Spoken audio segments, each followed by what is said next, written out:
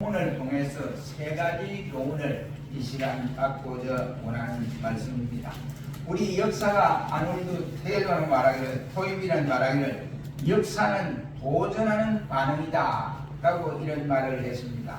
어떻게 사람이 도전하느냐에 따라서 그 반응이 나타난다는 말이 되겠습니다. 우리가 2023년도를 이제 다 보내고 새해를 맞아 지금 여러분들은 이 새해 첫 주일에 우리가 새해를 맞은 이 상황에서 여러분들은 이 시간에 무엇을 생각하고 있습니까?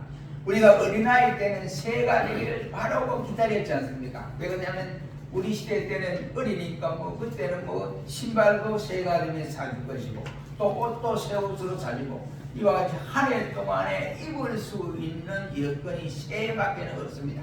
설날밖에는 새 옷을 입지를 못합니다. 그래서 새해가 기다려지고 속하면 이제 며칠 남았다 이렇게 기다려지고, 그러나 어른이 되고 난 다음에는 새해를 맞았을 때 우리는 어떤 생각을 하고 있는가 이런 말. 특히 우리가 새해 첫 주일을 맞는데 이 시점에서 우리는 어떤 생각을 가지고 있느냐 하는 것입니다. 선진국들은 보면 프랑스 같은 경우에는 10월부터 새해를 맞을 준비를 하더라고요. 그래서 벌써 10월만 되면 성탄 준비를 하게 되고 또 새해를 맞을 준비를 하게 됩니다. 그러면 우리는 2023년도를 보내고 24년도 새해 이 첫 주일 아침에 우리는 어떤 마음을 가지고 출발해야 하느냐 하는 것입니다.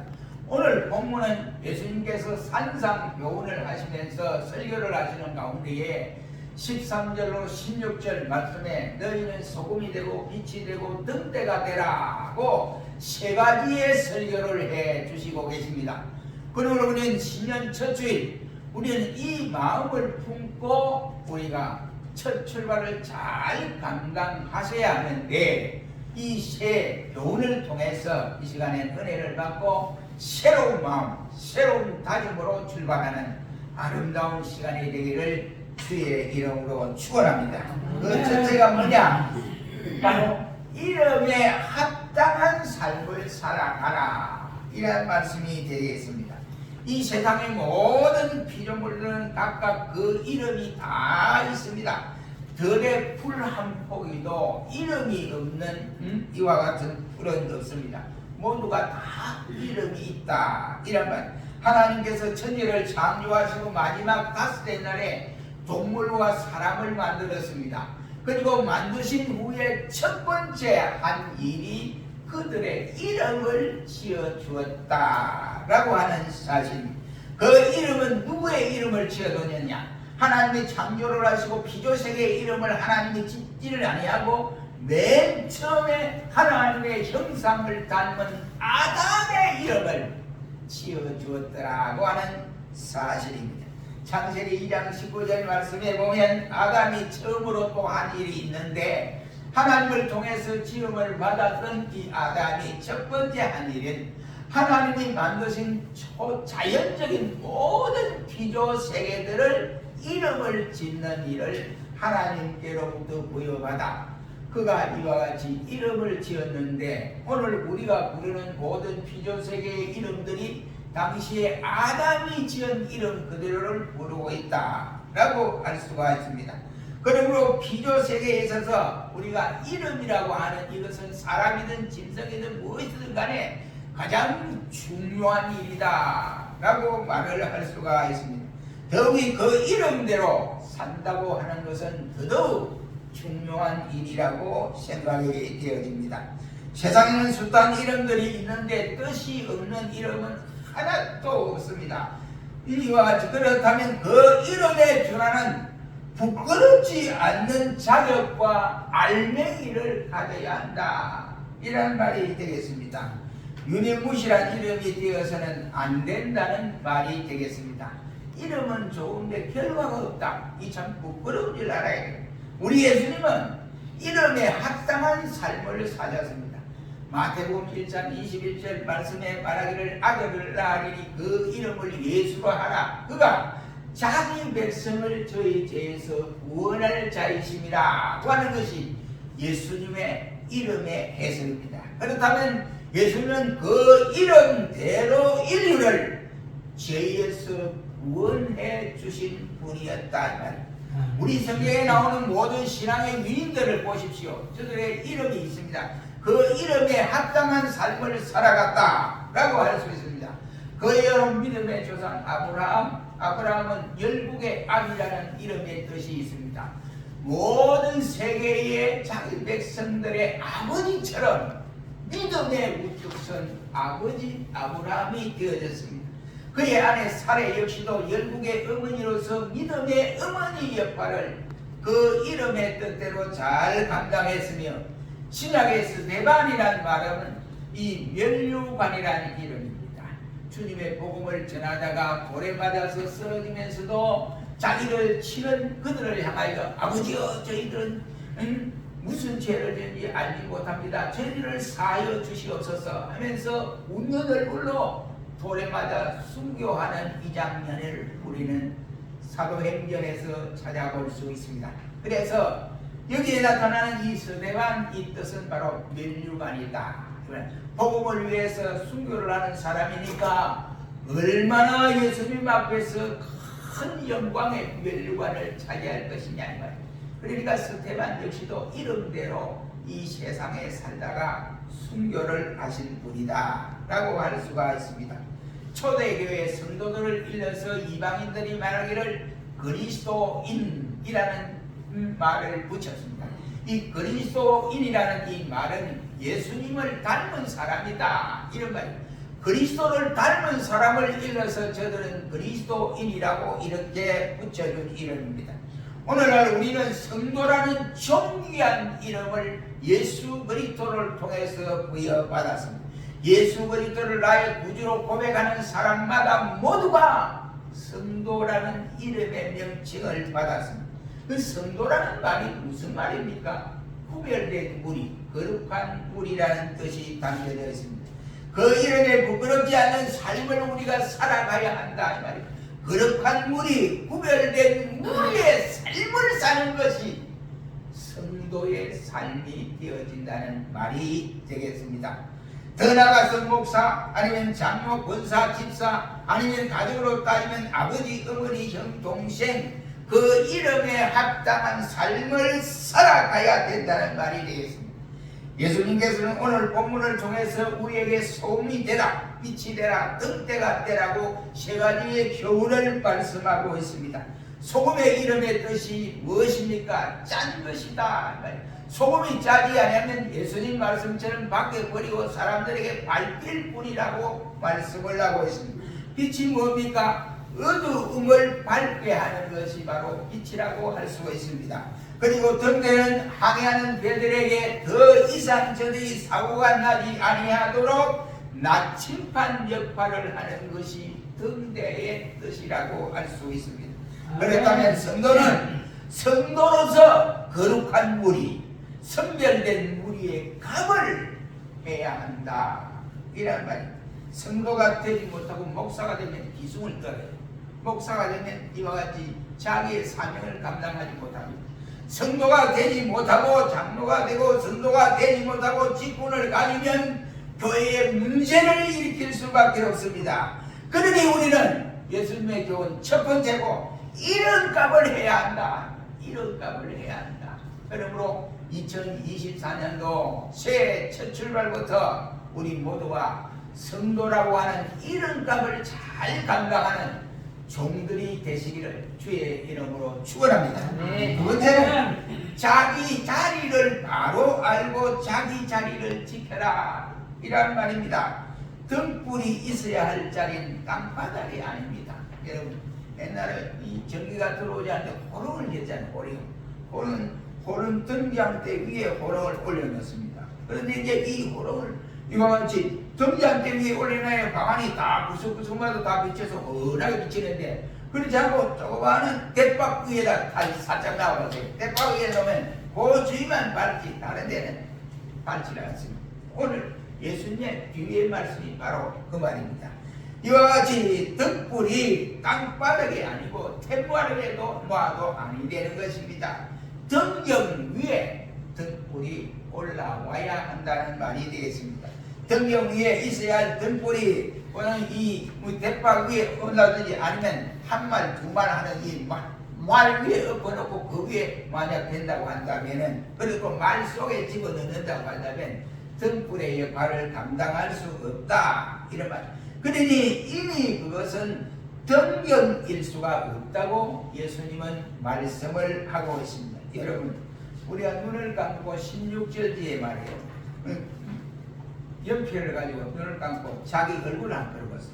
눈 그리고 코 그리고 또 그 다음에 입 그리고 귀 그리고 눈을 감고 한번 그려보세요. 그리고 나서 눈을 한번 떠보세요. 자기 모습을 어떤 모습으로 비칠지 정말로 그 모습을 바라보면 자신의 모습이 아마 끔찍할 것으로 나타날 것입니다. 유다서 1장 6절 말씀에는 자기 지위를 지키지 아니하고 자기 처소를 떠난 전사들에게 큰 날의 심판까지 영원한 결박으로 흑암에 가둔다고 말씀을 하고 있습니다. 이 말씀을 쉽게 풀이하자면 천사들이 자기의 자리를 지키지 아니하고 떠났을 때에 바로 명령을 어긴 저들에게 영계에서 쫓겨나서 하나님의 이와 같이 부름을 받아 하나님 앞에 수종드는 것이 아니라 도리어 마귀에게 수종들게 된다고 말씀을 하고 있습니다. 한마디로 말하면 마귀의 부하가 된다 이 말이에요. 자기 자리를 지키는 이와 같은 천사가 되는데 천사가 자기 자리를 지키지 않고 떠나버린 그 자들은 모두가 그 천사들은 전부 다가 마귀 부하가 된다고 말씀을 하고 있습니다. 예를 들면 가룟 유다, 그는 지켜야 할 기도의 자리를 지키지 아니하다가 결국 자기의 스승인 예수님을 팔아넘기는 엄청난 비극의 주인공이 되어졌습니다. 그래서 우리가 사도신경을 할 때도 가룟 유다의 이름을 말하면서 우리에게 경종을 울려주기도 하는 것입니다. 윤기가 짜르르 흐르는 이 바발이 있잖아요. 이 바발이 있어야 할 곳은 그릇 안에 있든지 이렇게 해야 됩니다. 그런데 그 바발이 어디 머리에 붙어 있고 옷에 붙어 있다고 한다면 사람들이 볼 때 그 여인이 아무리 미인일지라도 아이고 저렇게 추잡한 여인이 있나 이렇게 생각할 수밖에 없습니다. 그 바발이 있어야 할 자리에 있지 않고 엉뚱한 데 붙어 있으면 아무리 미인이라도 추하게 보일 수밖에 없다는 말이 되겠습니다. 우리는 모두가 자기가 지켜야 할 자리가 있습니다. 신자는 내가 지켜야 할 자리가 있다면 뭔 자리냐? 나의 기도의 자리가 있어야 됩니다. 그래서 우리는 기도를 하는데 하루에 3번 5분 이상 135 기도 운동을 하라고 분명히 말씀을 하고 있습니다. 그러므로 기도의 자리가 있습니다. 예수를 믿는 우리가 기도하는 자리가 없다. 이거 참 불쌍한 일이요. 그러니까 기도의 골방을 새겨 놓아야 됩니다. 그리고는 우리가 있어야 할 자리가 어떤 자리입니까? 봉사의 자리요, 충성의 자리요, 또한 헌신의 자리가 신자에게는 있어야 한다. 우리 성경에 보면 에덴 동산에서 하나님께서 자기 자리를 떠난 아담을 부릅니다. 아담아, 아담아라고 부릅니다. 이 아담이 이제 선악과를 담고 겁이 나서 동산 중앙에 숨었더라고 했습니다. 그래서 아담아, 아담하니까 하나님 부르니까 아담이 얘가 여기 있습니다. 어디 있느냐? 내가 동산 중앙에 숨었습니다. 하나님 말하기를 야 너 왜 숨었어? 그랬더니 하는 말이 내가 선악과를 따먹었습니다. 왜 따먹었어? 그랬더니 내 안에 저 하나님이 나에게 준 저 여자가 내게 먹으라고 해서 먹었습니다. 이 등신 같은 소리 아니에요? 바보 같은 소리 아닙니까? 그때 하나님은 그걸 원하는 거 아니에요. 하나님이 아담아 네가 어디 있느냐 왜 네 자리를 떠났느냐 이 말이에요. 왜 네 자리를 지켜야 할 자리를 지키지 못하고 떠났느냐 이 말이에요. 아담의 하나님이 부르신 그 부름의 대답은 제가 잘못했습니다. 하나님 용서해 주시옵소서. 이런 대답을 해요. 그런데 따먹어서 부끄러워 숨었습니다. 그래 누가 따먹었느냐 그랬어요. 그러니까 하나님이 내게 주신 저 여자가 내게 줘서 먹었습니다. 정신 같은 소리 아니에요. 바보 같은 소리예요. 그러니까 이 인간이 범죄한 이후에 계속되는 사건은 뭐냐? 변명하는 말을 계속 늘어놓는 거예요. 그리고 또 하와에게 묻습니다. 너 왜 그랬어? 그랬더니 아이고 내가 잘못 이래 되겠네. 그렇지 않고 저 뱀이 먹으라 해서 먹었습니다. 왜 또 뱀을 또 저주를 받잖아요. 그러니 하나님이 우리에게 주는 자리를 떠나면 하나님이 싫어해요. 우리가 있어야 할 자리가 분명하지 않느냐 이 말이에요. 우리의 있어야 할 자리를 지켜라 이 말이에요.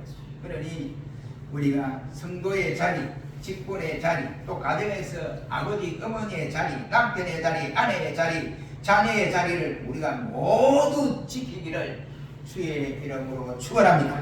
이러한 자리를 지키지 못할 때 어려움과 혼란과 또 어두움이 찾아옵니다. 그러므로 내 자리를 바로 알고 잘 지키는 새 벽두가 되시기를 주의 이름으로 축원합니다. 세 번째는 구실을 바로 해라.